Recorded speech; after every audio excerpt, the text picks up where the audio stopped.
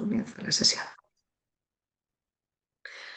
Bueno, pues muchísimas gracias a todos por compartir con nosotros esta mañana con el webinar que organizamos hoy desde ABEP, comercializar productos plásticos, valor añadido del material plástico.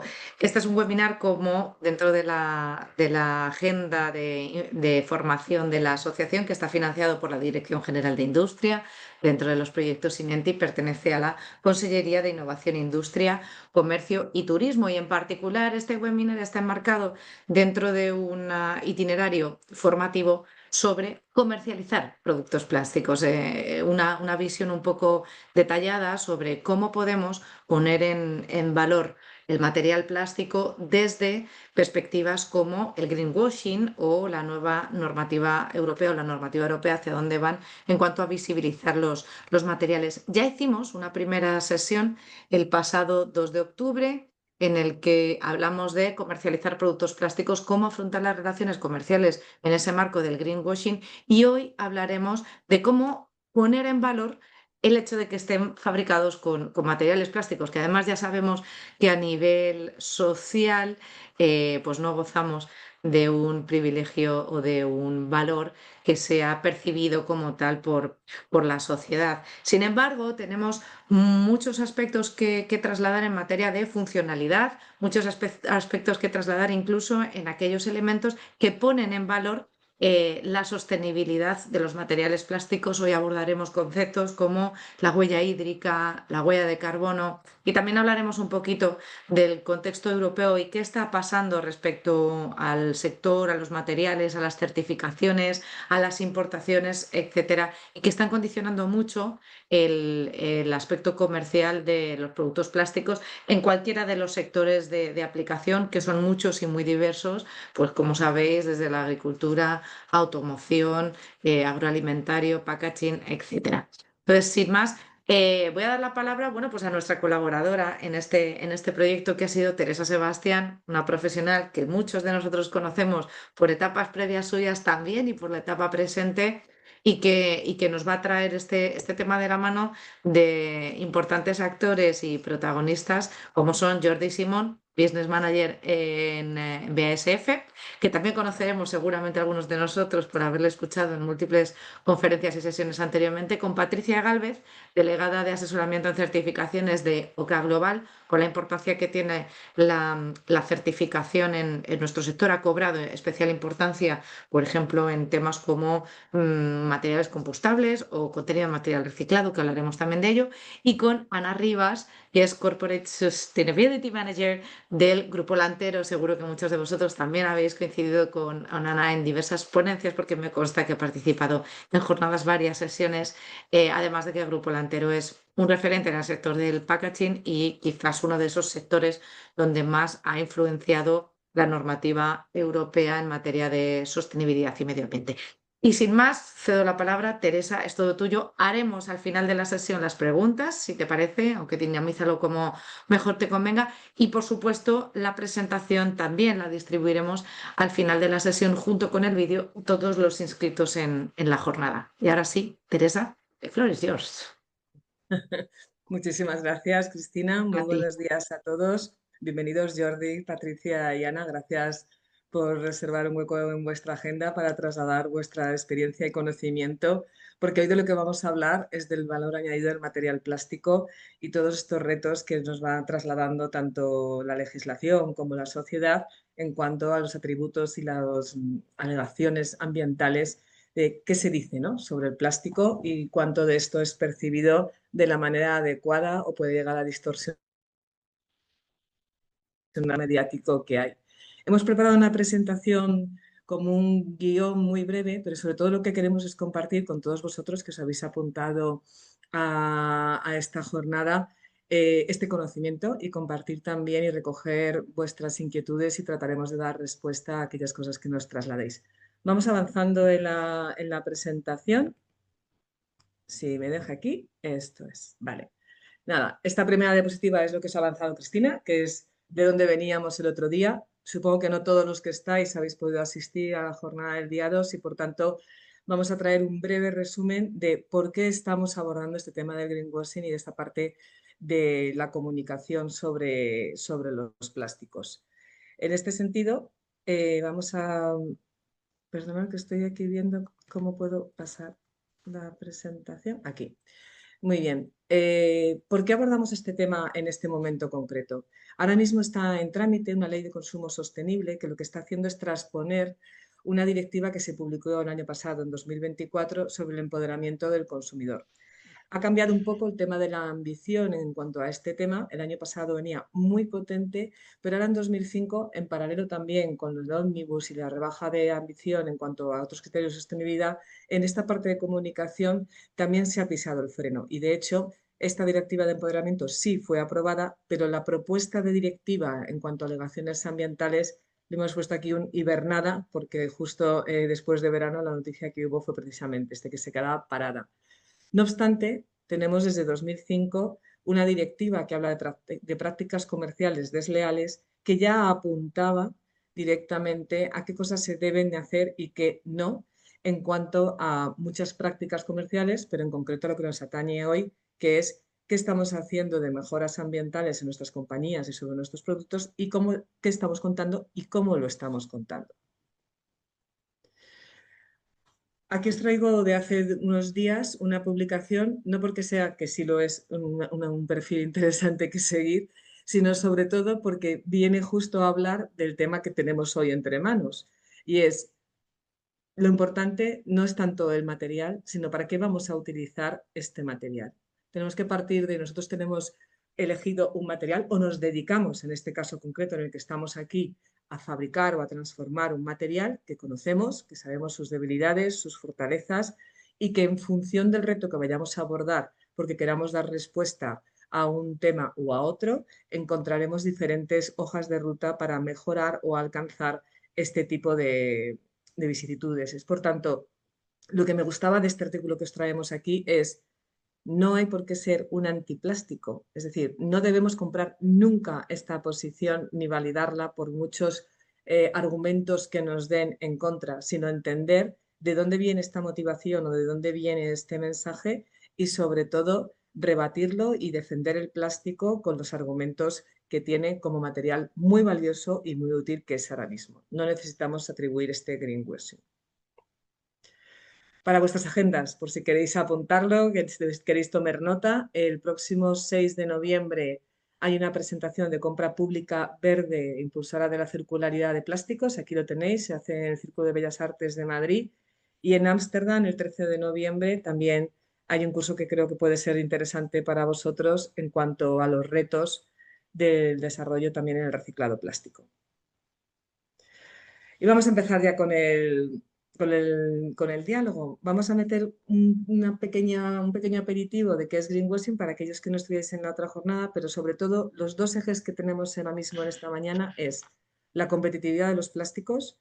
Vamos a hablar de qué está ocurriendo, cómo estamos, qué retos tenemos, qué es lo que vemos difícil y cómo podemos también, de todo el trabajo que se está haciendo y los logros que son resultado de las inversiones que estáis haciendo, convertirlos en esas afirmaciones ambientales que sean veraces, verificables y transparentes. Es decir, entendibles y validadas por los consumidores, por nuestros clientes, que al final es el objetivo de todos los productos que ponemos en el mercado. Por greenwashing, ¿qué entendemos por greenwashing? Es una práctica empresarial, es una práctica comercial, pero sobre todo lo que busca es atraer a ese consumidor que está más sensibilizado con estas prácticas o estos criterios ambientales, pero haciendo afirmaciones que no están soportadas, ¿de acuerdo? Aportando una información que puede llegar incluso a considerarse una publicidad engañosa, de manera que estamos distorsionando esa información veraz que estamos tratando de tener, sobre todo cuando parte de una información basada en estudios técnicos y en investigación. ¿Cuáles son las afirmaciones que se indica que se deben de evitar en este tipo de comunicaciones? Pues ahora veréis, ya lo estáis viendo en este listado, que estamos hartos de leer todos estos nombres en publicaciones, en los medios o incluso en nuestras propias conversaciones. Todos hemos utilizado estos conceptos. No es que este concepto en sí mismo sea erróneo o haya que evitarlo, es que si lo utilizamos es porque tiene que estar soportado con un dato y con una práctica real que suponga una mejora o un comportamiento excelente en cuanto al impacto ambiental de nuestro material o de nuestro producto. Ecológico, sostenible, verde, amigo, bueno del medio ambiente, biodegradable, neutro o inocuo, ya estemos hablando neutro en plásticos, neutro en emisiones, que si el origen es biológico, muy bien, yo digo es biológico, pero tengo que demostrar que esto tiene un origen biológico. Libre de deforestación, en lugar de decir un certificado de gestión responsable de bosques. Este es un poco el entorno en el que nos estamos moviendo y en el que nos tenemos que defender a día de hoy. Hemos preparado un resumen que lo que busca precisamente es simplificar mucho todo el enorme texto de la directiva, pero en principio no es que no haya que creerse los sellos, sino que lo que tenemos que buscar es aquellos sellos que están certificados, que son oficiales, que tienen detrás a una autoridad o a una administración competente que acredite esta información. No es que no podamos contar cosas o mejoras que hemos hecho, sino que si lo contamos, tengamos ese soporte que dé la demostración de esa mejora técnica, de esa mejora del resultado o del desempeño. Cuando contamos algo, contarlo del objeto concreto, del proceso de la empresa concreto, no un genérico que no te permite entender como cliente qué es realmente lo que te están contando o cuál es el alcance de la mejora que se ha desarrollado. O una que la sabéis y que es antiquísima, pero que es muy común, que es poner como virtud o como mejora algo que es un cumplimiento legal. Esto debe ser una de las líneas rojas de empezar cuando se está comunicando. ¿Estas afirmaciones a qué afectan? Pues tanto a la comunicación escrita como la oral, ahora hablaremos mucho de esto, y también a los colores o todos aquellos instrumentos de comunicación que se puedan utilizar y que puedan dar pie a esta interpretación de mejora sin que realmente haya una evidencia demostrada. Pues muy bien, empezamos. Vamos a hablar de los plásticos, vamos a hablar del valor añadido que aporta todo el trabajo que están haciendo grandes empresas como estas que tenemos el placer hoy que nos acompañen. Y lo que hemos es elegido diferentes temas, 4 grandes temas, para que podamos hablar durante esta mañana. Vamos a hablar de cambio climático y de impacto ambiental. Vamos a hablar de reciclabilidad, de incorporación material reciclado, de reutilización y vamos a hacer un capítulo después, con gentileza de Jordi, de compostabilidad, en la que profundizaremos con vuestro permiso, seguro que lo tenéis bienvenido, en este tema. Pues vamos a por el primer tema, si os parece bien. ¿Hasta aquí alguna duda? ¿Alguien quiere comentar algo? Pues vamos allá. Medición de impacto y huella. Aquí nos vamos a encontrar, bueno, pues es un tema que lo lanzo y por favor ya os invito a entrar a todos. Eh, Nos vienen contando desde hace muchísimo tiempo que estamos sujetos a un cambio climático. El cambio es permanente, lo sabemos y lo hemos estudiado, ¿no? Que vivimos una constante evolución. Lo que sí es verdad es que puede ser que ese cambio, el impacto que tenga en nuestras vidas o en nuestra actividad, pueda ser más significativo. Y en este caso, todos los indicadores lo que demuestran es que realmente nos enfrentamos a un reto futuro que es ser sostenibles, que ni más ni menos es poder seguir estando en este planeta.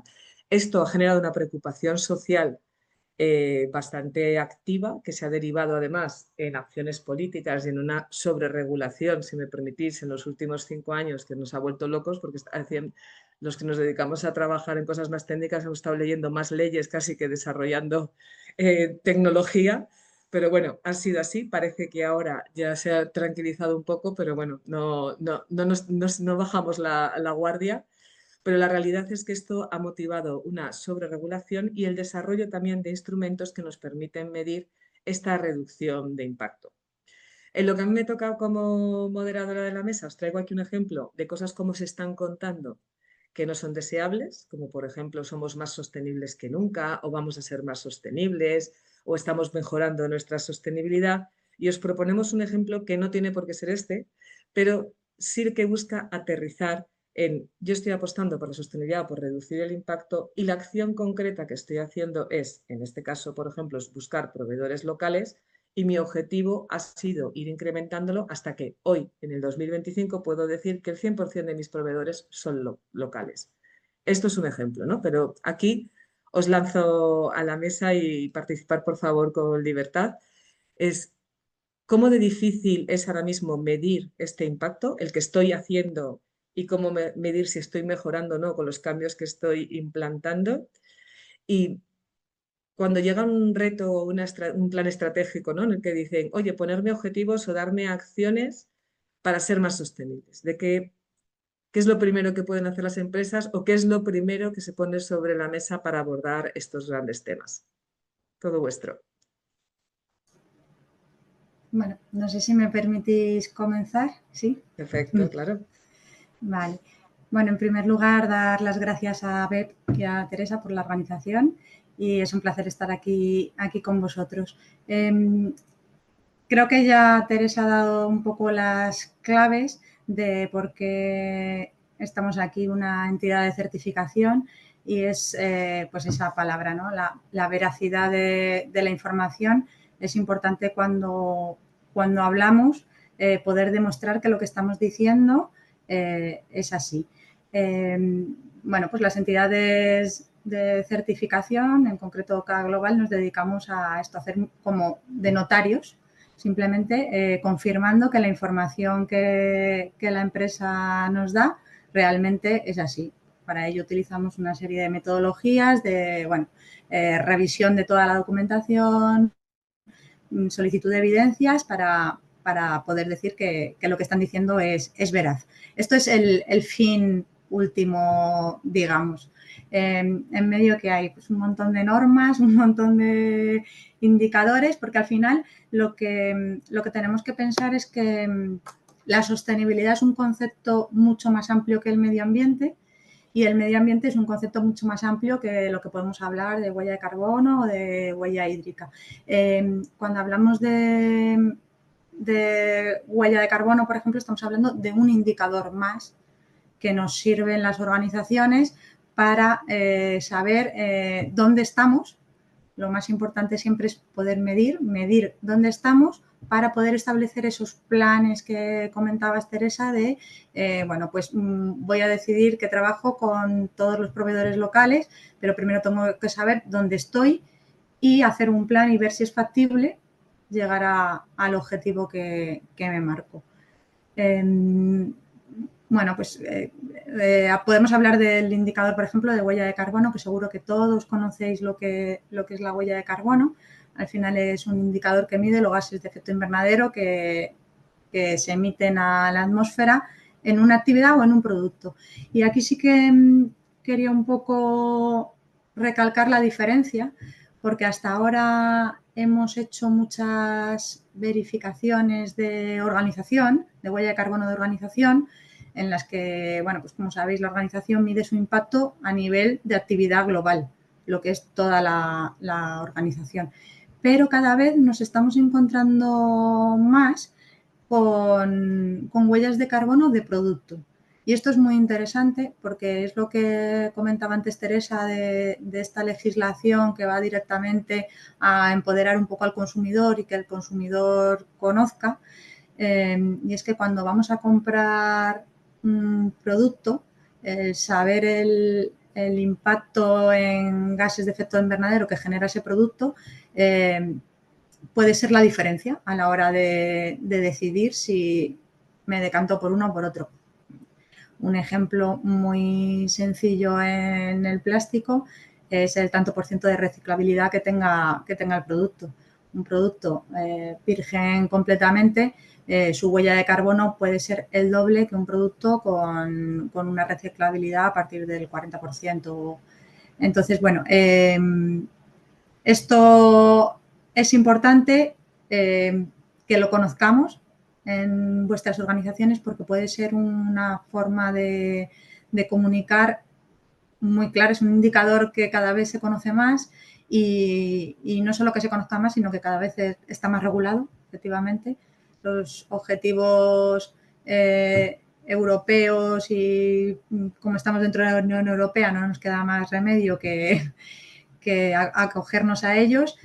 Nos están marcando en España cuál es el objetivo de reducción de gases de efecto invernadero que tenemos y bueno, como sabéis, seguramente además recientemente en junio ha entrado en vigor el Real Decreto de Registro de Huella. Esto, bueno, pues de momento afecta a las grandes empresas, seguro que Ana lo conoce bien, pero bueno, poco a poco esto irá entrando en el resto de organizaciones. Entonces, el conocer, el saber dónde estamos y el ir midiendo poco a poco, el medir una huella de carbono de una organización, cuando hablamos de alcance 1, 2 y 3, el alcance 3 son todas las emisiones indirectas por las compras que hace la organización o por sus transportes o de viajes o de empleados.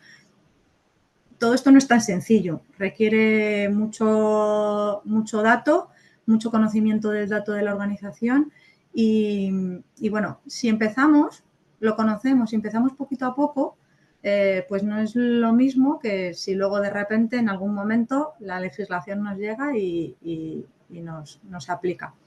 No me quiero centrar solo en huella de carbono, que bueno, sé que es casi el indicador más conocido, pero cuando hablamos de huella hídrica ocurre exactamente lo mismo. No es tan habitual que las organizaciones estén midiendo su huella hídrica. Quizás los que están un poquito más empujando en esto es el sector agroalimentario, pero estoy segura de que muchos de vosotros trabajáis para el sector agroalimentario también y bueno, aquí al final la cadena de valor es un concepto que está tomando cada vez más importancia porque entra dentro de ese marco de sostenibilidad que hablábamos antes y es que no trabajamos aislados en el mundo, tenemos relaciones comerciales, estamos en la sociedad y al final la sostenibilidad es un concepto mucho más amplio y bueno, hace que tengamos que empezar a tirar un poquito de nuestra cadena de valor, de nuestros proveedores y ver también cómo ellos trabajan todos estos indicadores de medioambientales y de sostenibilidad sociales y otro tipo de indicadores. Bueno, pues poquito a poco conocer cuál es nuestro impacto a nivel de huella hídrica también es interesante porque quizá cuando empecéis a ver dónde estamos, pues haga falta poner recursos, bueno, pues incluso tecnológicos, de caudalímetros, de mediciones que no estamos teniendo en cuenta.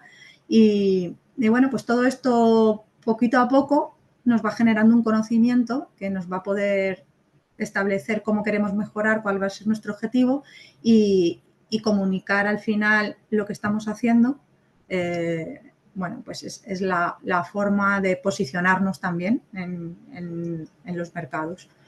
¿Qué más indicadores podemos tener? Pues bueno, aquí nos has puesto, Teresa, uno de ejemplo y es el de proveedores locales. Sí que estamos haciendo auditorías de kilómetro cero, que llamamos, y bueno, es algo que está cada vez más presente en las organizaciones, en este sentido de, bueno, trabajamos con proveedores locales, estamos acortando recorridos, nuestra huella de carbono va a disminuir, seguramente estamos haciendo que nuestro entorno prospere económicamente. No me voy a poner a hablar de ODS porque las conocéis perfectamente, los Objetivos de Desarrollo Sostenible, pero bueno, al final comunicar que también estamos trabajando en línea con esos objetivos de desarrollo sostenible también es una estrategia interesante y para muchas empresas obligatoria por ley.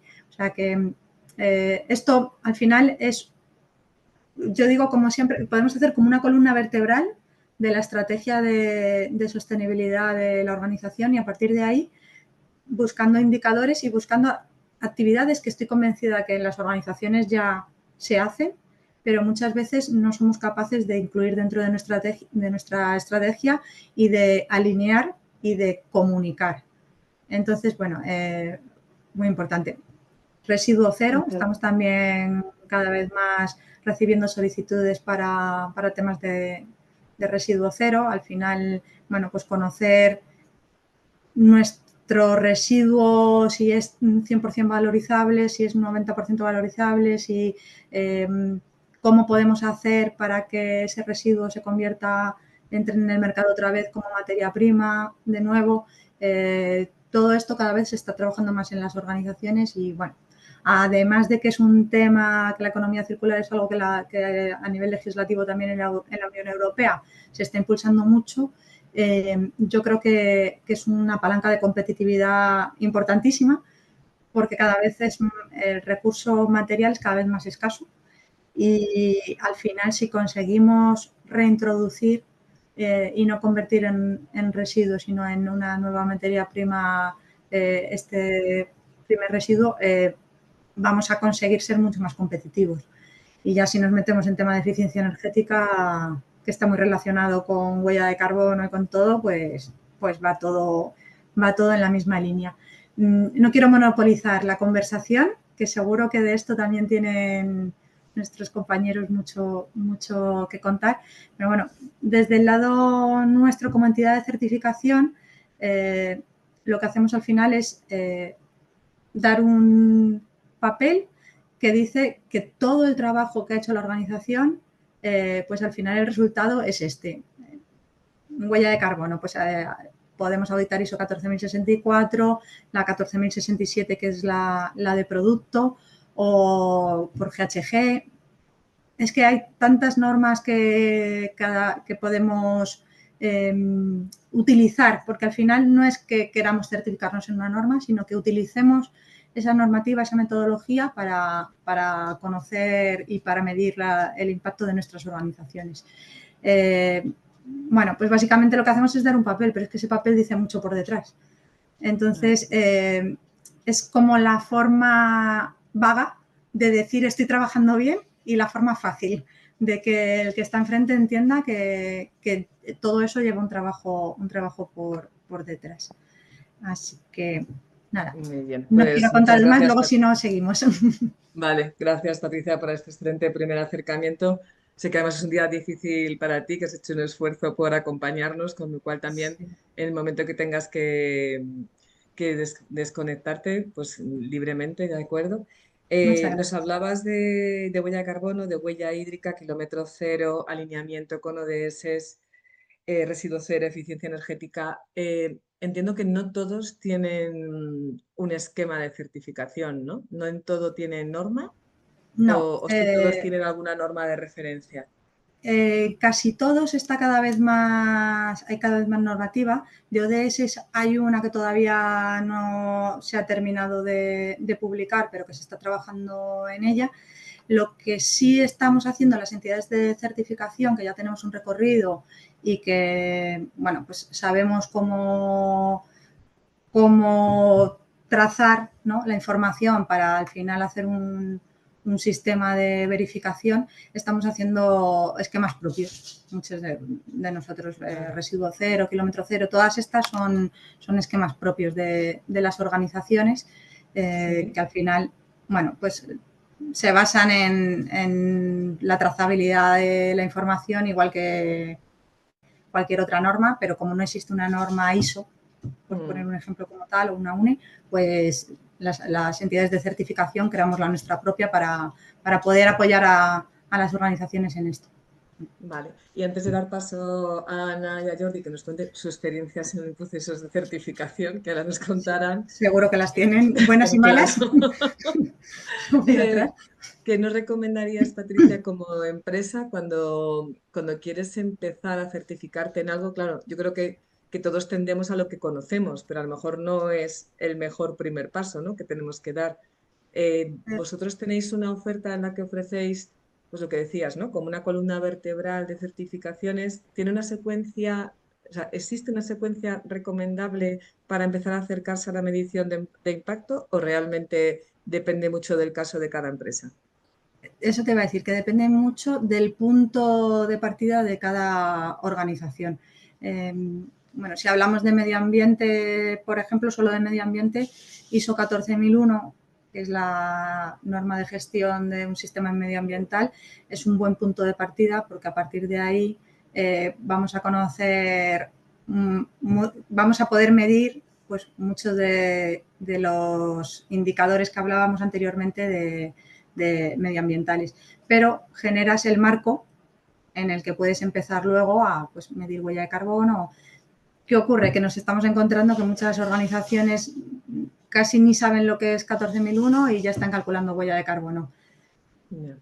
Incluso otras organizaciones no se centran en tener esa ISO 14001, sino que lo que tienen es una estrategia clara de sostenibilidad completa y saben por dónde quieren ir. Entonces, pues a partir de ahí tenemos ISO 14001 o ISO 45001 de prevención de riesgos laborales, que te va a ayudar también con todo el tema regulatorio a nivel de empleados.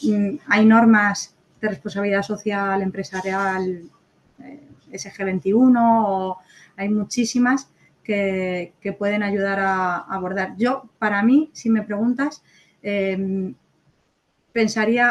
cogería el listado de ODS con todos sus puntos, iría viendo cómo me encuentro en este sentido y a partir de ahí ya decidiría qué certificación o qué esquemas o me pueden ayudar más pensando en dónde estoy y hacia dónde quiero ir. Pero haría un primer estudio, bueno, si nos metemos un poco más en rigor, un análisis de materialidad, ¿no?, de nuestra organización, de cómo estamos y hacia dónde queremos ir. Y a partir de ahí, pues establecer esa ruta de qué certificaciones me pueden ayudar a mi objetivo. No al revés, apunto, que muchas veces presionamos ellos.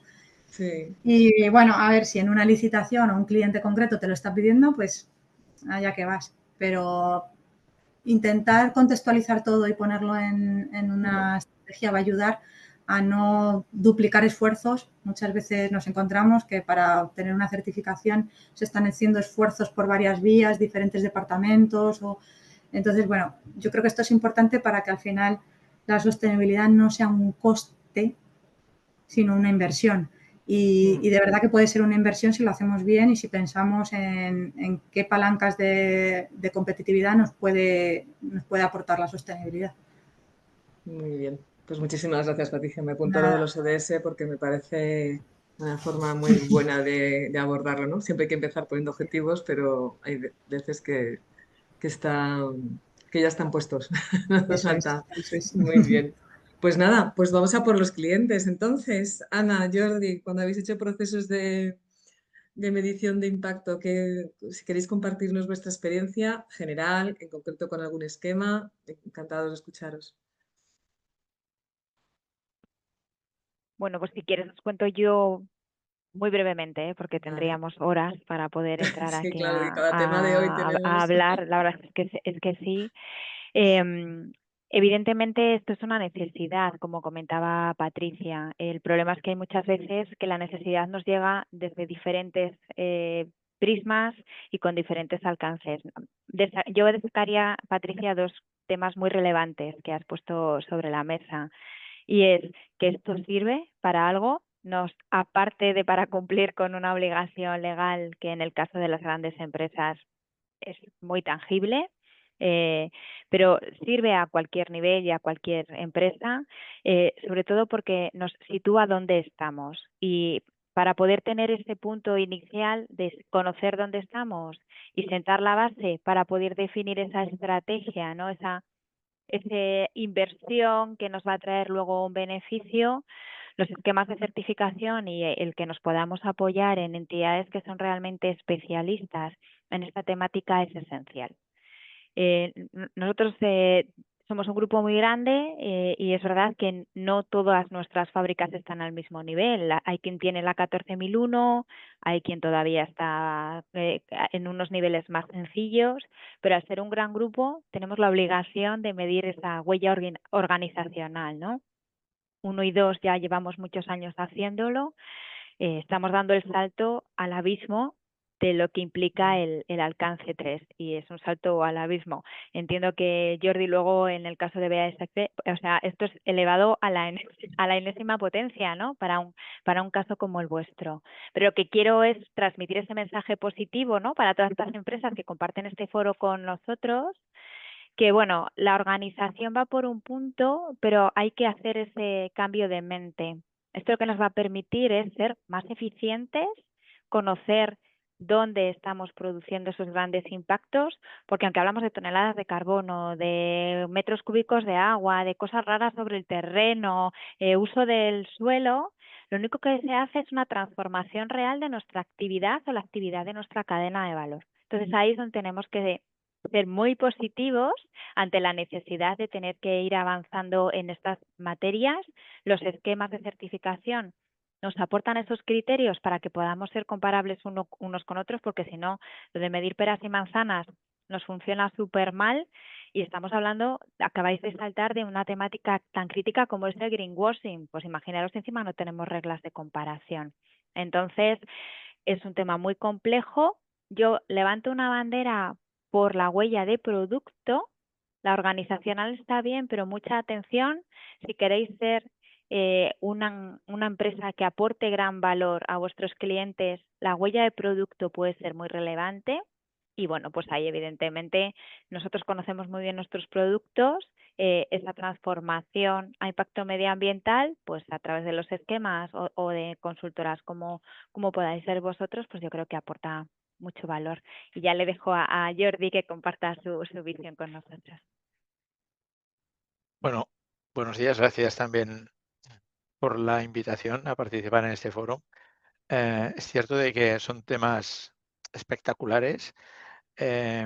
Como se dice muchas veces en nuestra organización, desde siempre se ha dicho que la química o es sostenible o no hay negocio o no hay empresas, porque es así.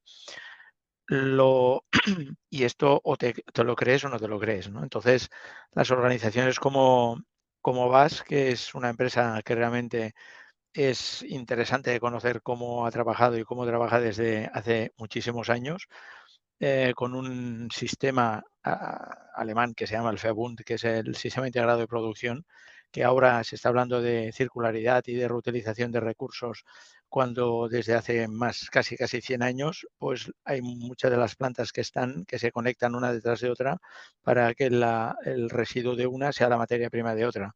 Con lo cual, esto que ahora es una novedad, pues hay mentalidades y filosofías de trabajo que están incorporadas allí. ¿Cuál es el reto? El reto es que, como bien habéis dicho, la sostenibilidad es un concepto enorme y que tiene una complejidad en que te lo crees o no te lo crees. Y el problema que estamos en esto es problema y necesidad, como siempre, ¿no? ¿Cómo lo mides? El problema es que no hay una medida exacta y entonces estamos resumiendo en buscar identificadores que nos permitan ver dónde estamos, pero no deja de ser una fotografía en una película. Y esto, si se saca de contexto, puede ser peligroso, porque la huella de carbono o la huella hídrica o la huella de producto está bien, pero es parte de una película. Y si tú solo te centras en el fotograma, puedes tener un problema, ¿no? Un caso fácil es, por ejemplo, un coche eléctrico tiene una identificación más sostenible que un coche térmico, pero como un coche eléctrico lo conduzcas como un salvaje, contaminará mucho más que en un coche térmico conducido muy bien.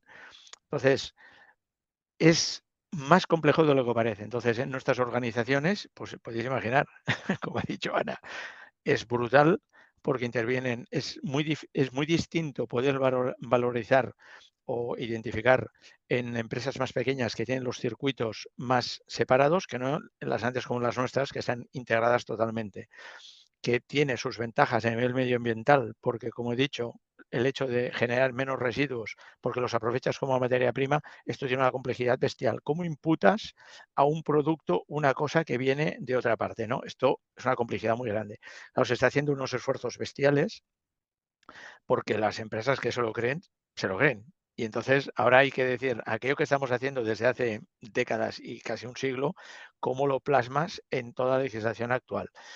Esto es un gran reto y luego también hay una cosa que también es importante. Con todas estas mediciones llegan a tener ciertas complejidades a nivel nuestro, a nivel de patentes y de dar información sobre productos, que también no es tan fácil, porque luego, ¿cómo garantizas que aquello no se escape? Porque ya sabemos que hay muchas cosas, pero luego aparecen setas iguales en otro sitio, a pesar de que se han firmado muchos papeles, ¿no? Esto también es otro reto que pone dificultades añadidas a esta que debería ser una transparencia para que todo el mundo esté contento y seguro de que todo el mundo hace las cosas, o la gente que lo hace bien, pues lo puede plasmar, ¿no? Es una dificultad muy grande y pensamos que al final tenemos que buscar estos puntos de compromiso, ¿no? Por ejemplo, en las grandes corporaciones, una cosa que estamos trabajando desde hace mucho tiempo para que se entienda, que es todo el tema del mass balance, porque es una complejidad que no es un greenwashing, como muchas veces se ha explicado, del greenwashing, que el mass balance es un greenwashing, cuando es al contrario, ¿no? Es intentar entender que en grandes estructuras, la manera que tú tienes de poder ir hacia el camino de un objetivo súper eficiente es poder valorizar de entrada y salida, porque si no, estás muerto, ¿no? Entonces, todas estas cosas creo que es importante tenerlas en cuenta, porque en algunos casos una huella de carbono te puede, si es un proceso muy simple, te puede prácticamente dar la luz, pero en procesos más complejos, pues cuidado, porque a lo mejor estás comparando dos productos que tienen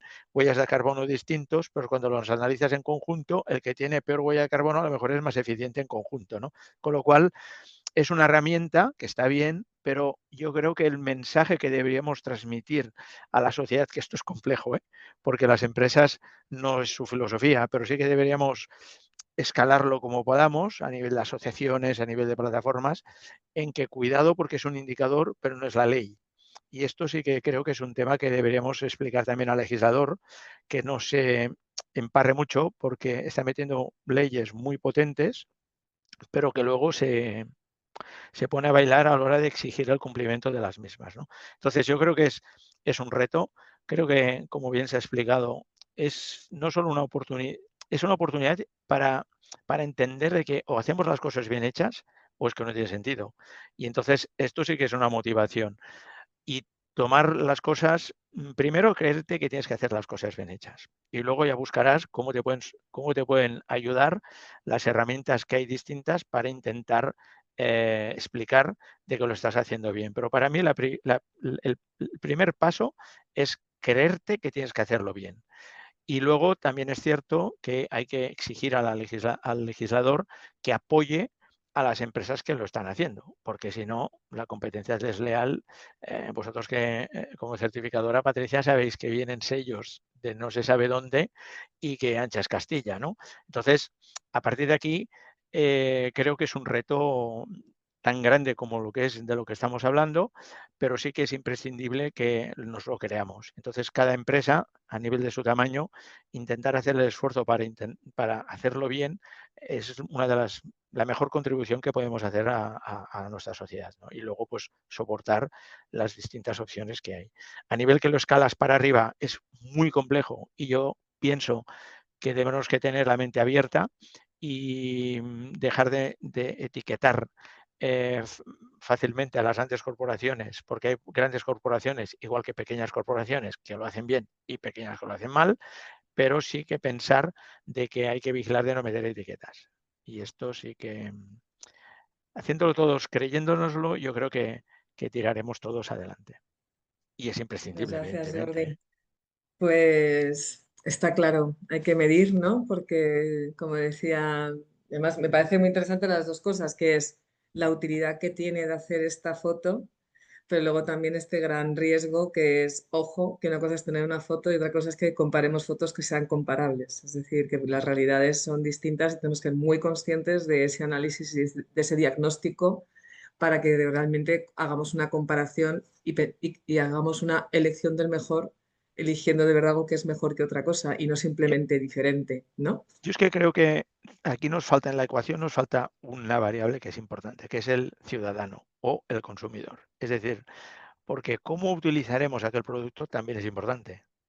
Es Mm, decir, el producto puede tener una huella de carbono muy buena, pero cómo lo utilizamos, posiblemente perdemos toda la parte mm, positiva de la huella de carbono que tiene el producto. Por esto creo que es interesante esto. La huella de carbono, bien, pero cuidado porque el usuario, ciudadano, consumidor, dile la etiqueta que quieras, tenemos la responsabilidad en nuestras manos de cómo lo hacemos porque es mucho más que la huella de carbono. Por esto mm. creo que es interesante este mensaje a la cadena para abajo, es decir, a los consumidores o a los ciudadanos como nosotros, que cuando buscamos, cuidado, porque también tenemos responsabilidad de cómo utilizamos aquello que vamos a adquirir, ¿no? Pues Patricia, como este es tu tema, ¿quieres hacer ahí como un cierre de este tema con las conclusiones que hemos compartido todos? Nada, la verdad es que es súper interesante escuchar siempre a las organizaciones porque son al final, nosotros no somos importantes en este aspecto, hacemos eso de notarios, pero el trabajo lo hacen ellos. Y sí que es verdad que, por poner un ejemplo, muchas empresas miden su huella de carbono e intentan compararse con la huella de carbono de la competencia. Dicen, porque yo tengo más o tengo menos, y yo siempre intento explicarles que a pesar de que hayan utilizado la misma norma y la misma metodología, seguramente no han indicado, los datos que se introducen no serán los mismos, ni han tenido en cuenta hasta el mismo nivel o hasta el mismo alcance. Entonces, es imposible directamente comparar huellas de carbono. No, es un dato que nos sirve para saber dónde estamos nosotros con nosotros mismos y avanzar hacia el futuro. Eso sí que quería dejarlo claro porque es verdad que es recurrente esa pregunta y realmente es un dato que hoy por hoy no es comparable. Muchas gracias, Patricia. Pues nos quedamos con esto. Ojo con las Ya. etiquetas, ojo con Sí. comparar y Y yo, centrémonos si me lo más. permitís, voy a Sí. dejar que sigáis con la conversación y De os doy acuerdo. las gracias por esta invitación. Gracias. Muchísimas gracias, Patricia. Gracias. Hasta pronto. Pues vamos con el siguiente tema, que es la reciclabilidad. Y aquí, ¿qué os vamos a contar, no? Estamos hablando de regulación. Este año salió el Teresa, reglamento. perdona, Sí, perdona. sí. Me gustaría una preguntita general antes de cerrar este tema, por ir avanzando en distintos. ¿Qué valor creéis que le está dando ahora mismo la sociedad, el consumidor y el cliente a este tipo de certificaciones? Tipo, pues lo que hablábamos, ¿no? Huella de carbono, huella hídrica. Este tipo de certificaciones, ¿qué valor le está dando el mercado, el cliente? ¿Nos lo pide, no nos lo pide, nos lo aconseja solo? Sobre todo quizás, bueno, ambos dos, Jordi, Ana. Bueno, pues nos lo pide y nos lo exige. Otra cosa es que hay muchas veces que no sabemos para qué. Quiero matizar el discurso que decía Jordi, porque no puedo estar más de acuerdo. Al final, en mi eslabón de la cadena, mi cliente es el envasador, ¿no? Es una empresa. Yo no llego al consumidor, pero ellos se apalancan en el que no, es que el consumidor pide. El consumidor no conoce, no puede poner en valor. Hay un gran desconocimiento, de ahí el greenwashing, ¿no? Que empezábamos, que esto es más sostenible. Nosotros todos somos consumidores, que incluso en muchos casos, siendo especialistas que trabajamos en el sector del plástico, nos resulta imposible entender qué hay detrás de estas certificaciones y estos sellos. Pero que la realidad es que es una demanda y cada vez más crítica, ¿no? Este tipo de certificaciones en sostenibilidad en general, porque nosotros que somos proveedores nos piden todos los, o sea, es como para la próximo tender, si tienes 18 sellos, mejor que si solamente tienes 15, para que veas la criticidad que están tomando estos aspectos, aunque permitidme opinión personal, hay veces que creo que esto es como la titulitis, que estamos llegando a esta, que así estoy poniendo a un nivel muy bajo la complejidad que hay detrás, pero es a ese nivel al que percibimos la demanda. Sí, sí, totalmente de acuerdo. Es decir, el problema que tenemos aquí es que no deja de ser un surrealismo en que, fijaros que estamos hablando de empresas que se lo creen y que se tienen que gastar un dineral en demostrar que aquello que se creen y que están haciendo, lo están haciendo. Entonces, estamos comparando unos costes para demostrar de lo que tú estás haciendo con otros casos que no se tienen los costes. Entonces, el problema es que, como dice Ana, te piden una retahíla de etiquetas al mismo precio. Y tú dices, hombre, vamos a ver. Y entonces es el problema de que ser sostenible es caro. Y claro, no es correcto, porque el coste de no hacer nada nunca sale en la mesa. Es decir, la ineficiencia del sistema, como no se cuantifica, no sale. Entonces, hacer las cosas bien hechas, como tienen unos costes, pues tú, estos costes, la gente que los compara con los que no tienen estos costes, te dicen que es que ser sostenible es caro. Y no es cierto. Es decir, lo que es carísimo es ser insostenible. Lo que pasa que el coste, como está diferido a lo largo de toda la sociedad, lo pagamos a través de los impuestos generales y demás. Luego hay menos escuelas, menos hospitales, menos porque hay un agujero enorme allí que se va a la ineficiencia del sistema, ¿no? Pero no se cuantifica. Entonces yo creo que esto también es muy importante porque si no al final las empresas cuando más demuestran que aquello que hacen, que se lo creen, les sube los costes porque, pues ahora se ha ido Patricia, pero claro, certificarte para todas las normas que hay en todas las divisiones, pues el grupo entero que es muy grande también, pues imagínate el nuestro, que te tengas que certificar, aquello tiene unos costes bestiales. Entonces, claro, en un tender dicen, no, es que tú tienes que ir al mismo precio que el otro. Hostia, porque el consumidor no lo valora. Bueno, pues entonces tendremos que hacer una reflexión todos, de decir, realmente, ¿qué queremos? Porque el reto está claro. Es decir, las empresas que cumplan tienen unos costes superiores. Y yo insisto mucho en esto, es que no es que ser sostenible es más caro, es que ser insostenible no se cuantifica, pero es una realidad. Entonces, todos aquellos que piden tantas etiquetas deben estar dispuestos a valorizar estas etiquetas y entonces, pues, estar dispuestos a asumir esto. Yo creo que hoy en día en el mercado tienes un variopinto. Personalmente, porque yo hago mi estadística siempre casera, que es un reflejo de lo que luego puedes escalarlo, y, hombre, no estamos demasiado motivados. En general, la sociedad no estamos demasiado motivados a implicarnos en aquello de cambiar nuestros hábitos habituales y dedicar una parte de nuestro presupuesto a invertirlo en aquello que es más sostenible. Yo diría que la palabra sostenible es de más sentido común, que es lo que deberíamos hacer, ¿no? Creo que de momento hay gente, evidentemente, y lo ves porque hay cambios que hay, pero el porcentaje yo creo que es muy pequeño todavía. Y a nivel y cuando lo escalas para arriba, lo mismo, ¿eh? Hay empresas, o sea, nosotros estamos al inicio o abajo o arriba, es igual, como quieres situarlo, ¿no? Pero claro, te piden cosas y dices, hostia, bueno, pero es que esto me estás comparando con gente que es increíble, ¿no? Pues esto lo escalas y supongo que pues a Ana pues les pasa lo mismo con los tenders donde están participando. Yo creo que hay un gran reto que es que nos creamos todo aquello por lo que estamos pidiendo. Una cosita solo, en ese sentido, Jordi.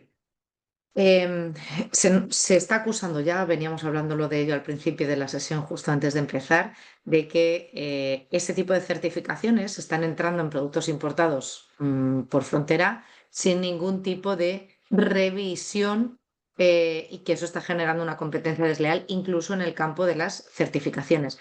¿Los clientes también son así de laxos a la hora de validar que las certificaciones estén debidamente respaldadas? ¿O de momento solo están siendo las autoridades No, aduaneras las que no están tratando ese tema como para generar un equilibrio de certeza real en el mercado? yo te puedo decir de que lo que vemos es un reflejo de la sociedad. Tú cojas la parte que cojas y allí vas a encontrar gente implicadísima, gente que pasa absolutamente. Entonces tienes empresas que se implican total, empresas que pasan absolutamente en todos los escalados, pero absolutamente en todos, ¿eh?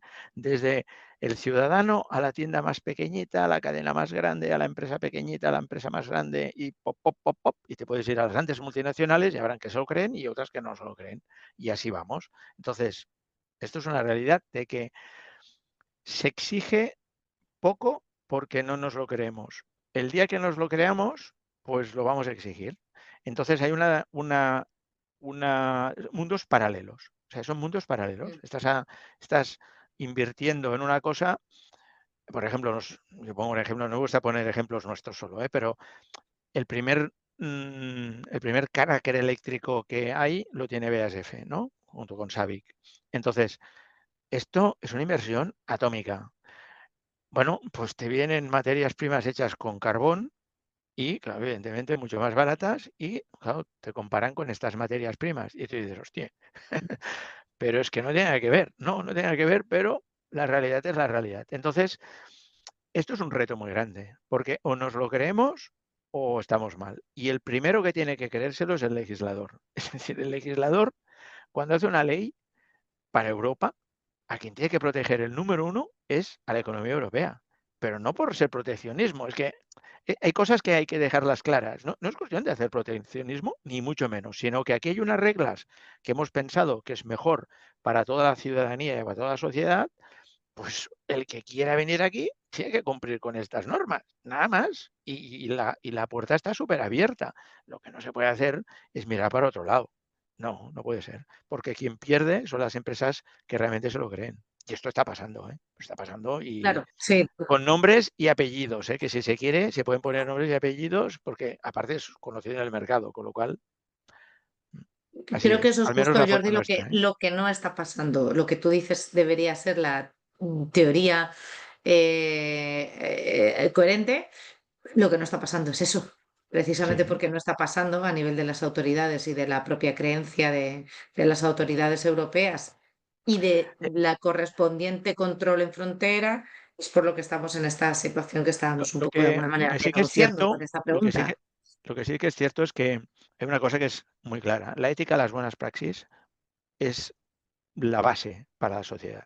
Es decir, si tú no tienes esto, no hay ninguna ley que lo pueda compensar, porque es así.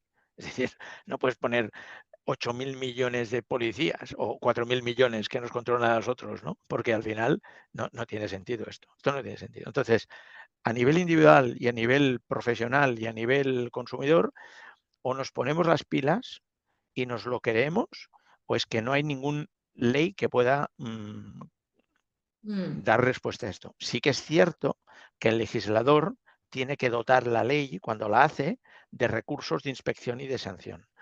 Yo creo que sencillamente el día que se piense un poco en que no se necesitan 150.000 inspectores, sino al que pillen y lo crujan, habrá un copy-paste rápido, pero habrá que hacer algo. Tenemos una legislación que es de los envases, aquí el Real Decreto, y se puede ir donde se quiera y se ve que no se está cumpliendo.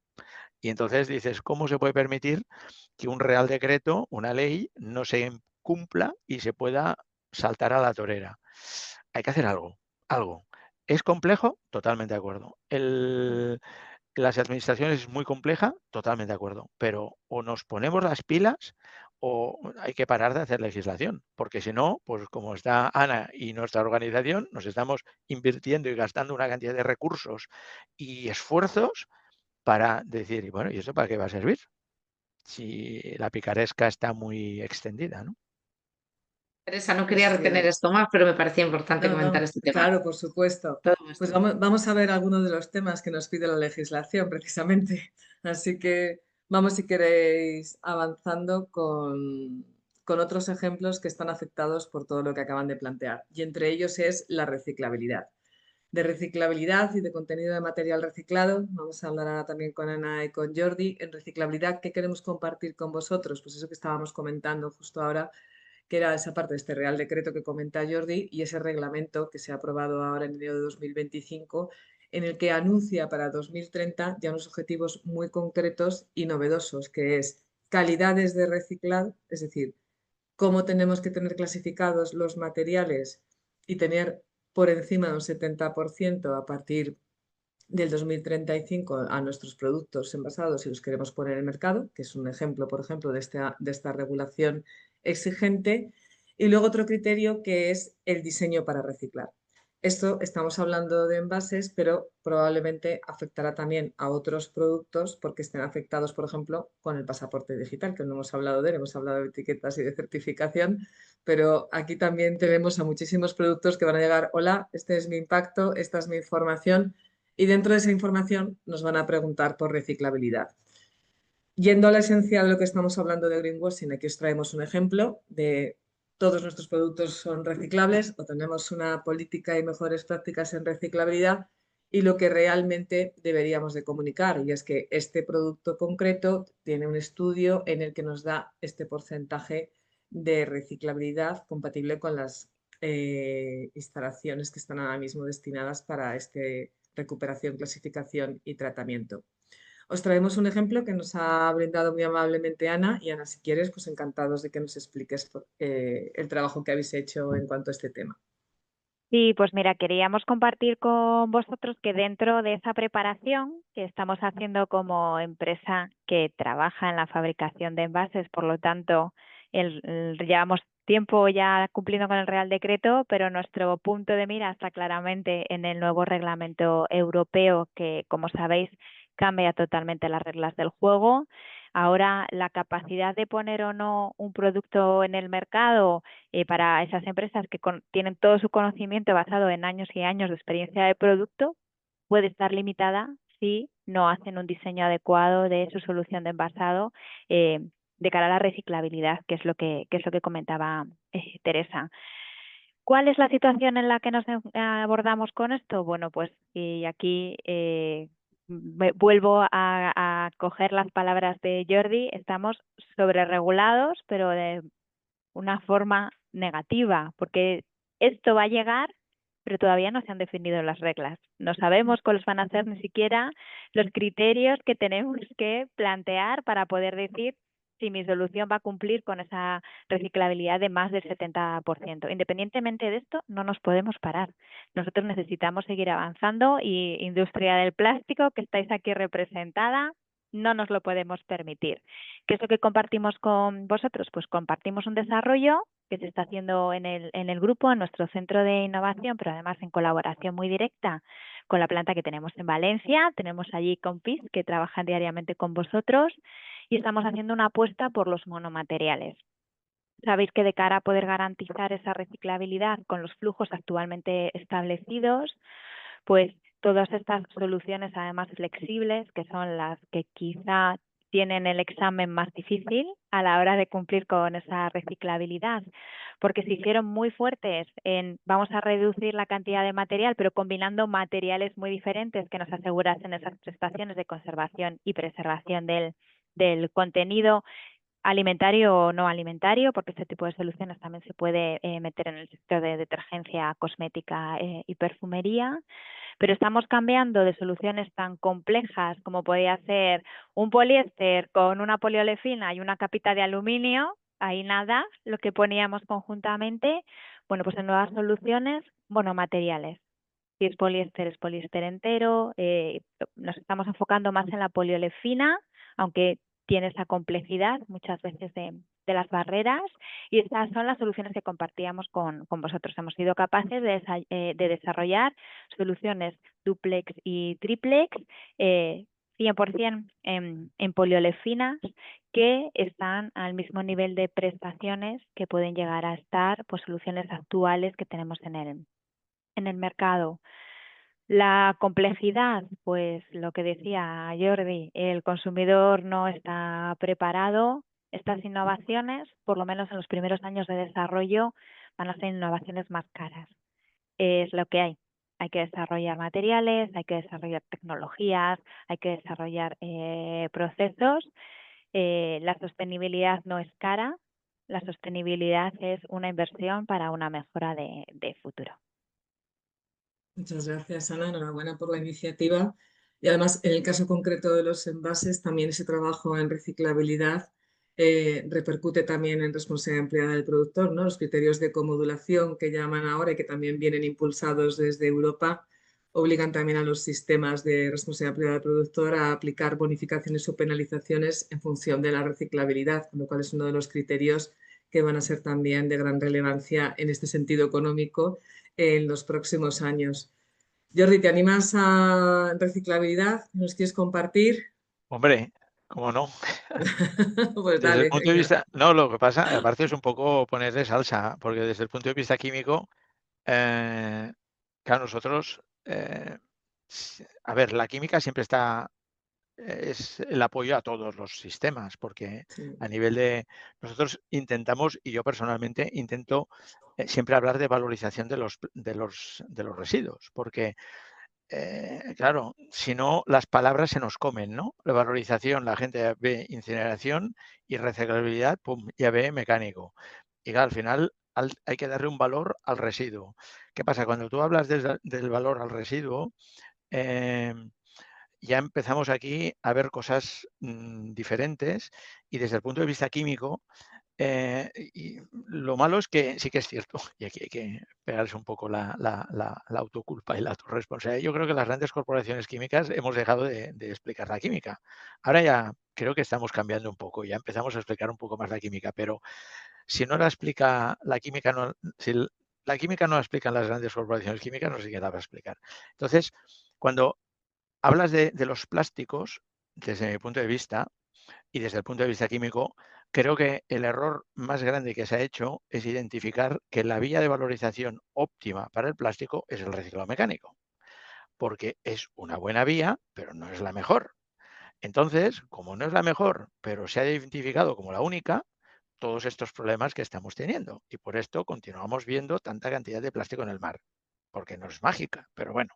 Entonces, si tú tienes un axioma equivocado, te sale una teoría que es un desastre. Entonces, desde el punto de vista químico y en los plásticos, este axioma nos está condicionando y nos va a condicionar mucho, porque si no se hace nada, tal como está, esta ley será inviable. Es decir, en el año 30, que tengas un 75% de material reciclado en un extrusionado de film, esto no se lo cree, bueno, ni después de tomarte una caja de vino, porque la calidad del reciclado cada vez, quieras que no quieras, va bajando, con lo cual cada vez va a ser más difícil de tener una calidad de reciclado óptimo, a pesar de que hay excelentes compañías que están trabajando y se están dejando los sesos para trabajar de la manera óptima y degradar lo mínimo el material. Pero bueno, es un tema físico pura y dura, con lo cual es una realidad. Entonces, desde el punto de vista químico, nosotros lo que hablamos siempre es de circularidad de lo que es la materia prima. Y la circularidad de la materia prima es el reto de cuántas veces puedes circular esta materia.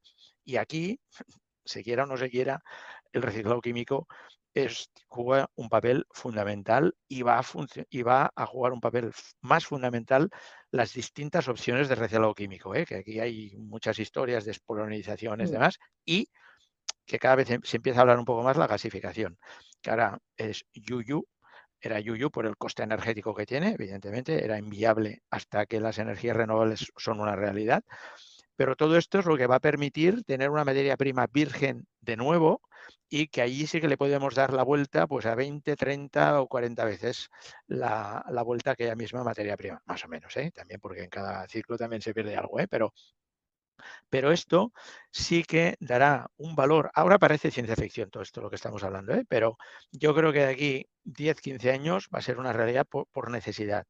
Entonces, esta reciclabilidad yo diría que se cambiará por valorización. Y entonces la valorización de esos residuos, ¿cómo lo hacemos? Y como ha dicho Ana muy bien, creo que aquí dejará de tener esta obsesión por el monomaterial, que en algunos casos es excelente, porque hay casos que están mal diseñados. Cada vez quedan menos casos mal diseñados porque un mal diseño es ineficiente, con lo cual actualmente en el mercado no hay tantos casos ineficientes, pero se pueden optimizar. Pero una cosa es que se puede optimizar y la otra es la obsesión de hacer un envase monomaterial. Porque al final, el envase, ¿para qué lo necesitamos? Para proteger un alimento o para proteger algo. ¿Dónde dedicamos más recursos? A producir el alimento. Entonces, si donde dedicamos más recursos a producir el alimento resulta que lo ponemos en riesgo, aunque se ha mejorado mucho, pero en riesgo, no sé si estamos haciendo bien las cosas. Entonces, yo creo que, como hablamos al primera parte, la complejidad es muy amplia, no hay una sola solución, todas las soluciones son viables, pero se necesitará un paraguas que es el que va a aglutinar todo esto. Por ejemplo, la reciclabilidad clásica, como la estamos entendiendo ahora, de un retorno de envase, pues es perfecto porque tienes un flujo limpio, pero bueno, este envase le darás 5 o 6 vueltas, pero luego no va a haber. Entonces necesitamos tener este punto de vista de la reciclabilidad desde mi punto de vista, como circularidad. Y la circularidad de la materia prima entendida con un paraguas superior, que es el que va a cubrir todas las opciones que pueden haber abajo, que es el reciclado químico. Y por suerte, la legislación está aceptando ya entender que el reciclado químico es una manera de reciclar. A ver, se te escapa la risa a los químicos, de que ahora lo entiendan. Pero bueno, nunca es tarde si la dicha es buena, y que esto va a ser más, más y más. Y entonces vamos a tener distintas áreas, todas juntas, y que esto va a ser posible en el futuro. Yo creo que si no se cambia esto a nivel de incorporar el reciclado químico de una manera extensiva, esta ley no se va a poder aplicar, porque Ana lo puede explicar mejor, porque ellos si hacen extrusión de plástico, tú le vas metiendo reciclado y luego no se valora una cosa. Es decir, cuando vas metiendo más reciclado, la producción también no es la misma. Es decir, que tienes una pérdida de producción, que es coste, es decir, menos eficiencia, es decir, más impacto. Entonces, pero esto no es que sea bueno o malo, es que volvemos al inicio, la complejidad del sistema es tan bestia que es que tenemos que meter la mente muy amplia. Entonces, igual que la huella de carbono, tenemos que intentar evitar aquellas etiquetas de bueno o malo. Es decir, tú puedes utilizar un 50% de reciclado, pote. Ahora que tienes que utilizar un 75% de reciclado, hostia, se nota que quien la ha legislado no tiene ni idea ni de plásticos ni de transformación. Entonces, es que es un tema que va a caer por pura física. Entonces, yo creo que aquí necesitaremos tener la mente muy amplia. Bienvenida a cualquier iniciativa, está claro, pero si no, vamos a tener un accidente. Y por suerte, creo que la vida la realidad es caprichosa y aquí, desde el punto de vista nuestro, desde las químicas grandes, que están invirtiendo bastante en todo lo que es el reciclado químico, yo creo que esto va a ser una realidad y va a permitir cubrir esto, que nos va a permitir que esta cosa que ahora yo creo que es inviable técnicamente, va a ser viable, pero con el paraguas del reciclado químico. Por esto quería Gracias, también Jordi. meter la cuchara en este tema. Muy bien. Yo creo que la reciclabilidad es verdad que nos ha servido de catalizador de una cosa muy importante, que es la innovación. Y al final ha sido enlazando el tema con el siguiente que enganchamos, que es la incorporación de material reciclado. Pero sobre todo yo creo que uno de los primeros palos que hay que tocar, ¿no? Cuando hablan de innovación es precisamente esta funcionalidad, ¿no? Que has expuesto claramente y que en el caso del grupo delantero están garantizando, ¿no? De los envases. Pasamos al siguiente porque nuestro reto ahora es que tenemos 10 minutos para contar todo lo que nos queda, que yo voy controlando el tiempo. Así que vamos a avanzar los temas para que los que comparten diálogo con nosotros puedan por lo menos 5 minutos de trasladarnos cuestiones.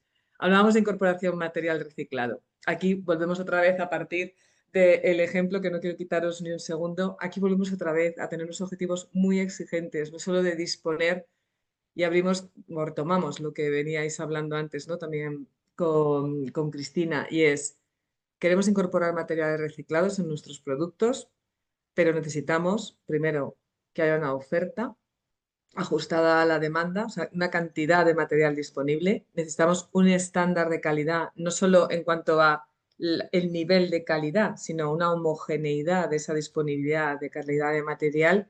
Y luego necesitamos que determinados materiales tengan resuelto esa valorización, ¿no? Como decías, Jordi, para tener una materia prima secundaria de polímeros que ahora mismo están teniendo otro tipo de aplicaciones, pero no están siendo eficientemente reciclados. Agarrándonos al principio del greenwashing, ponemos un ejemplo en el que se está informando de un 30% de reciclado y por tanto queda muy difuso y os proponemos otro tipo de mensaje que pensamos que se entiende mejor y sobre todo que queda más aterrizado, pero en este caso concreto de incorporación de material reciclado, igual que en el de reciclabilidad, vamos a necesitar un estudio, una analítica que ponga los indicadores para justificar que es real esta combinación de material reciclado. Aquí también traemos un ejemplo, en este caso es una colaboración que habéis realizado, Ana, ¿no? Con Slava Plásticos. Pues encantada de que nos lo expliques, por favor. Sí, Jordi, voy a complementar tu discurso. A mí el reciclado químico me encanta, que lo sepas. Pero es verdad que lo que queremos compartir o sea, tenemos un problema entre manos. Actualmente lo que tenemos es lo planteaba Teresa, tenemos una gran limitación de que la legislación llega Para el caso de botellas de plástico ya está aquí. Lo que pasa es que es verdad que, bueno, el PET dentro de todos los polímeros y estos los químicos, luego Jordi nos lo puntualiza, es que le vas a explicar infinitamente mejor que yo, tiene el camino trabajado desde hace muchísimos más años.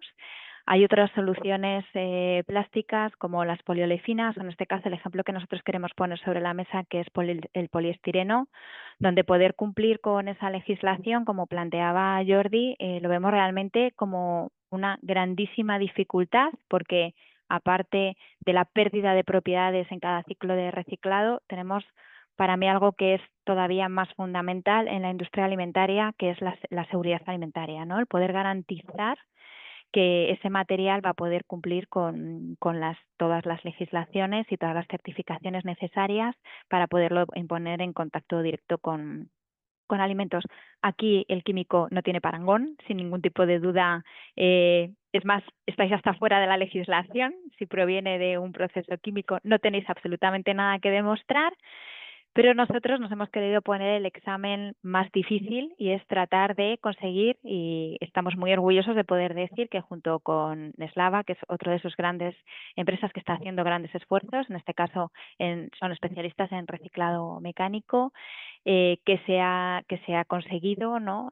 Poner en funcionamiento, aunque no el material no estará disponible hasta el 2026, pues una primera instalación que cumple con todos estos requisitos para poder incorporar el poliestireno de los envases de yogur de nuevo con ese ciclo de circularidad real, ¿no? Poder volver a hacer envases de poliestireno con poliestireno que proviene de envase. Es un proyecto del que estamos muy orgullosos porque aunque no tiene esa inversión mega multimillonaria que tienen por detrás los proyectos de reciclado químico, es una realidad ya, ¿no? Entonces, es la apuesta por ir dando pequeños pasos para ir mejorando toda esa red que al final todas las tecnologías aportarán a que podamos ir resolviendo este gran reto que tenemos ahora mismo, que nos ha puesto sobre la mesa la legislación de incorporar material reciclado en la industria del envase. Y ahora, Jordi, te dejo que metas toda la salsa que quieras. No, hombre, sí, me parece es excepcional y demuestra una cosa fácil, que un termoplástico es reciclable, siempre.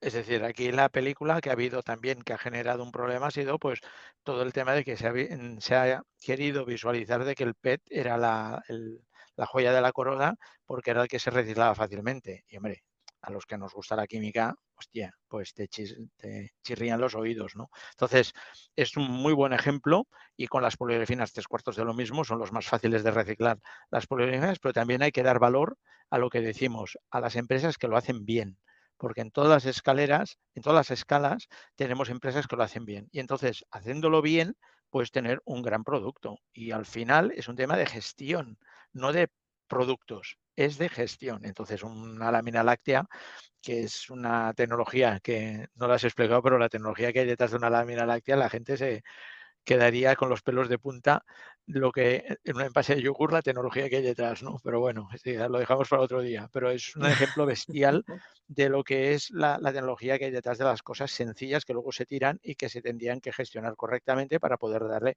una segunda vida. Y sin ningún problema, y es un muy buen ejemplo.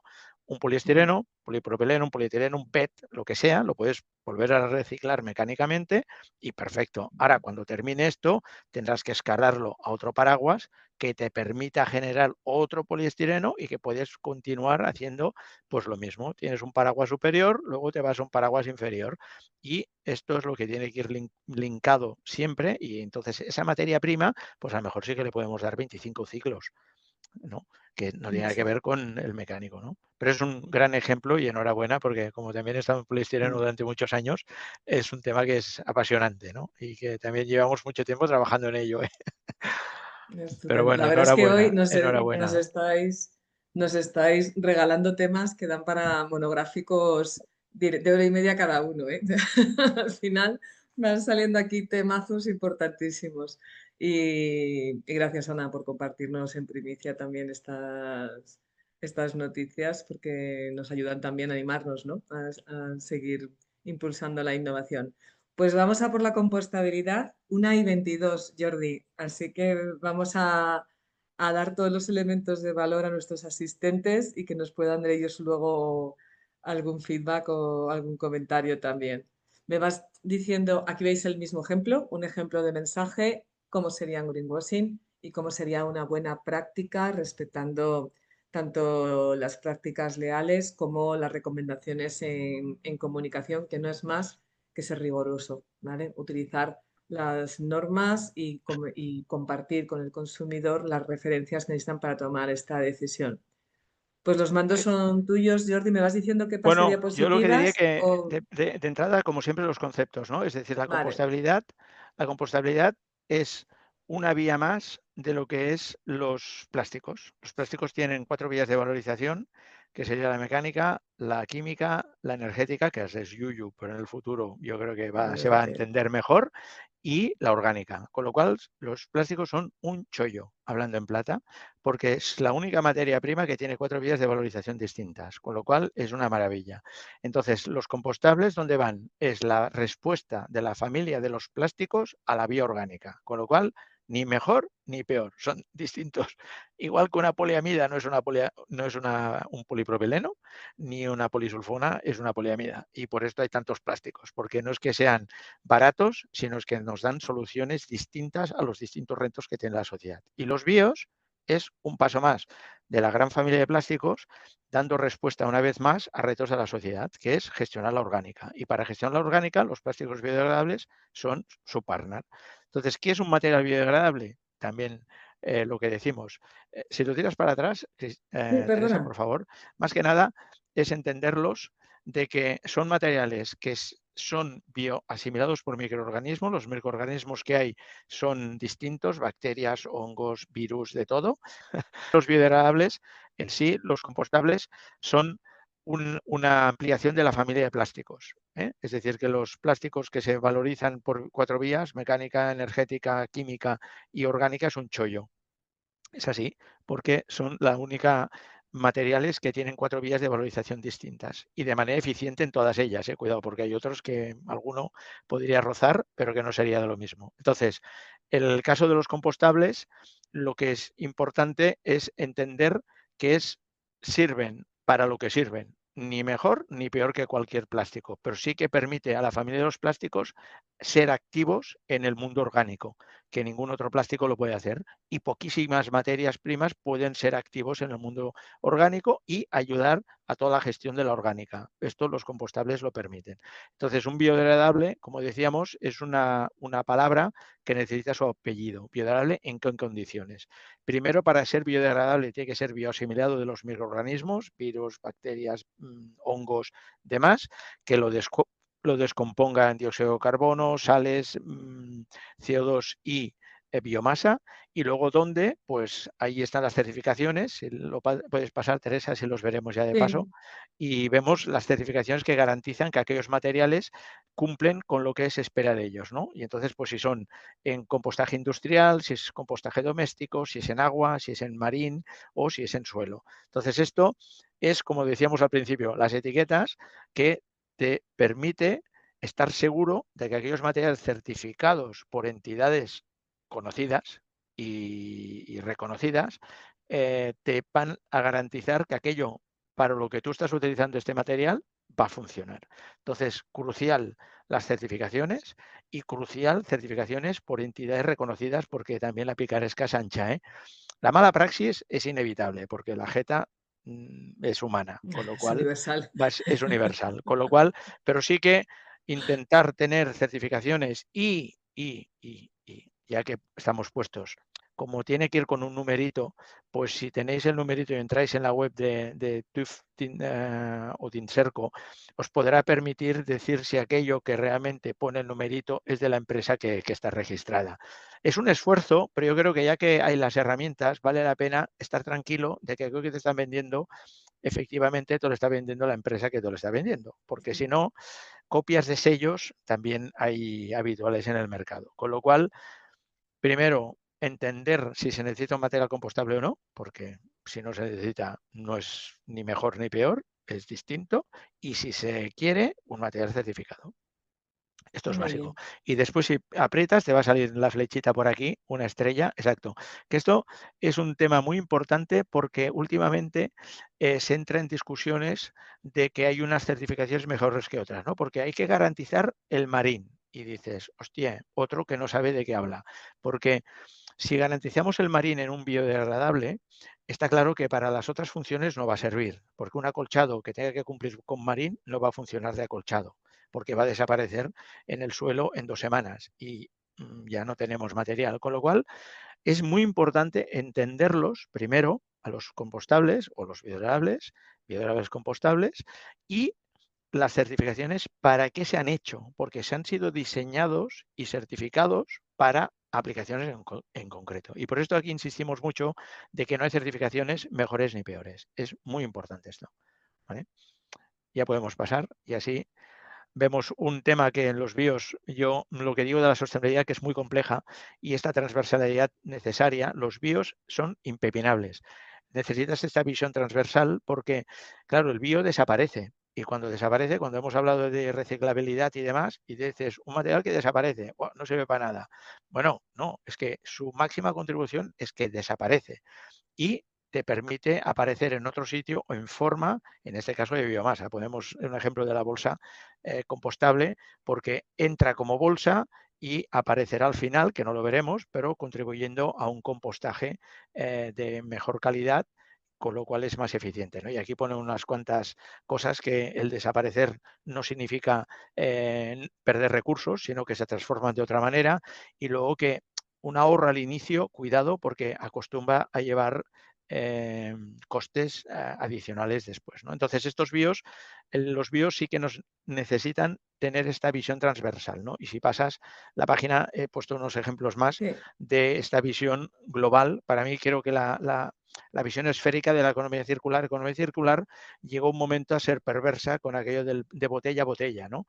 Es un error Ya. porque una circularidad no significa que una botella tenga que volver a ser una botella. Que lo es, perfecto, pero no tiene por qué y puede ser igual de reciclable, entonces de circular. Entonces, en el caso de los bios, necesitamos estas 3 dimensiones, pero es que también con el tema de botella a botella es bueno tener esta visión porque a lo mejor nos sale más a cuenta de botella a zapato que no de botella a botella, porque a lo mejor los costes diferidos o las implicaciones diferidas pueden ser mayores en un caso que en otro. Si lo ponemos en plano, no lo vemos. Si lo vemos en esférico, nos permite ver. Aquí os he puesto un ejemplo en donde, pues yo qué sé, las bolsas compostable entra como bolsa compostable y luego te aparece en otro sitio, aquí entramos en meridianos y te parecen paralelos para visualizar un poco de que puede entrar de un camino, pero su contribución aparece en otros, ¿no?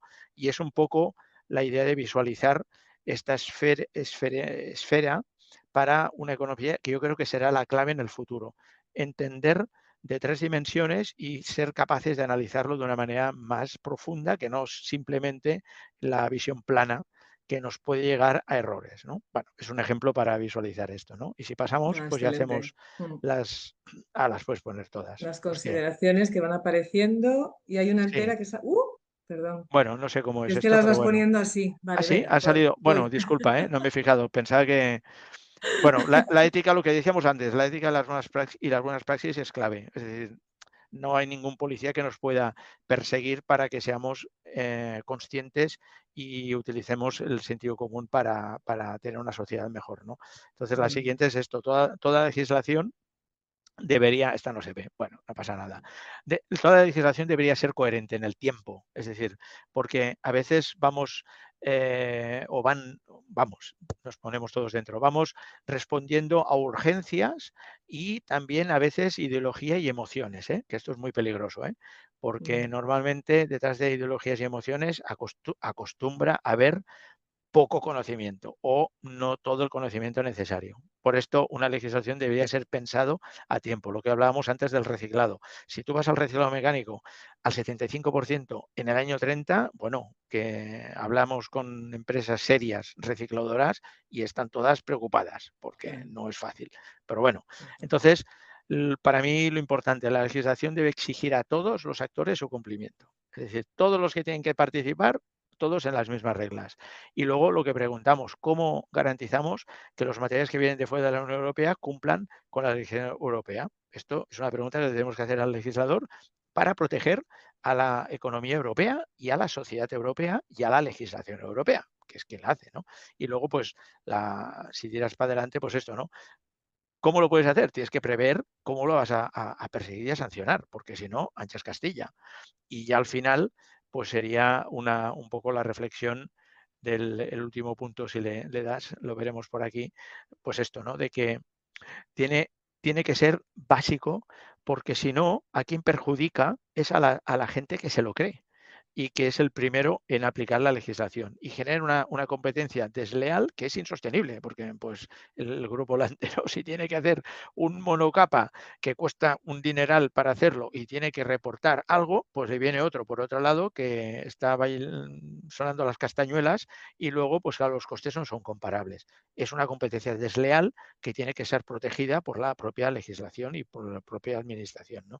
Porque al final acaba afectando a la sociedad y acaba inutilizando la propia ley, ¿no? Bueno, esto sería un poco el resumen de lo que yo creo que desde mi Pues punto de vista muchísimas es lo que hay, gracias, ¿no? Jordi, por hacer Y en detalle esta exposición y nada, muy bienvenida también la explicación técnica. Ana, no sé si en compostabilidad también quieres completar por tu parte algún comentario o algo. Nada, totalmente de acuerdo con lo que dice Jordi. Nosotros sí que es verdad que tenemos desarrollos en pequeñas soluciones compostables. Me quedo con de todas tus conclusiones, Jordi, en aquella de que no podemos ir a lo loco atendiendo a las tendencias, novedades y emociones. Y creo que el caso de la compostabilidad es el mejor ejemplo desde que se publicó esa estrategia de plásticos y el mundo se volvió loco hasta que esa legislación ha ido poniendo puntos y negro sobre blanco y ahora mismo el contexto es completamente diferente. Muy bien, pues muchísimas gracias a los dos por todos los temas tratados. Hemos cumplido con el tiempo y hemos sobrepasado 5 minutos. También os agradezco que mantengáis conectados.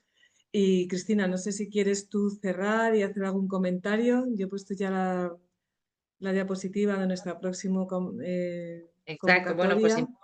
justo invitaros quizás. Bueno, muchísimas gracias a todos. Gracias Patricia, Simón, Ana, Jordi, por supuesto a ti, Teresa, por la organización de esta sesión, que ha sido un poco de recorrido a través de esas consideraciones que a todos nos están pidiendo como fabricantes de productos plásticos, reciclabilidad, compostabilidad. Ha sido muy claro, gracias Ana en particular por los ejemplos que nos has traído, además son bastante novedosos respecto a lo que estáis haciendo justo ahora en el mercado, muy ilustrativo de hacia dónde está yendo el mercado y cómo acoplar esa tendencia de mercado también a las condiciones regulatorias a las que nos estamos enfrentando y que normalmente los referentes como grupos como el vuestro suelen dar un poco esa visión, ¿no? de hacia dónde ir. Como decía Teresa, os invitamos a recoger las conclusiones tanto de este webinar como del que celebramos el pasado 2 de octubre en esta guía de comunicación ambiental Plastic Talk True, en la que hemos querido también pues dar tips que os sirva de referencia para vuestros departamentos comerciales y ver con ellos cómo instrumentar, cómo enfocar las relaciones comerciales hacia clientes. Será el 6 de noviembre, será también en formato webinar. Tenéis la invitación que ya os la hemos hecho llegar por circular y estará disponible para todos vosotros. Así que os invito, por supuesto, luego la guía va a estar igualmente disponible en formato digital en nuestra página web para que todos aquellos que queráis pues podáis descargarosla. Y bueno, sin más, la jornada se va a llamar Transformación Sostenible en Plásticos, Inteligencia Artificial y Comunicación Responsable. Esta parte de comunicación responsable va a ser la parte en la que presentemos la guía, pero también os hablaremos de inteligencia artificial y los proyectos de inteligencia artificial que estamos desarrollando en ABEP. Así es que más que invitadísimos todos a que os unáis a esa siguiente sesión. Y por mi parte, sin más, de nuevo, Teresa, Ana, Jordi, Patricia, mil gracias por vuestros contenidos muy interesantes. Gracias a a vosotros. vosotros por invitarnos. Mil gracias. Gracias. Pues muy bien, pues hasta la próxima. Hasta Hasta luego. la próxima. Adiós. Chao.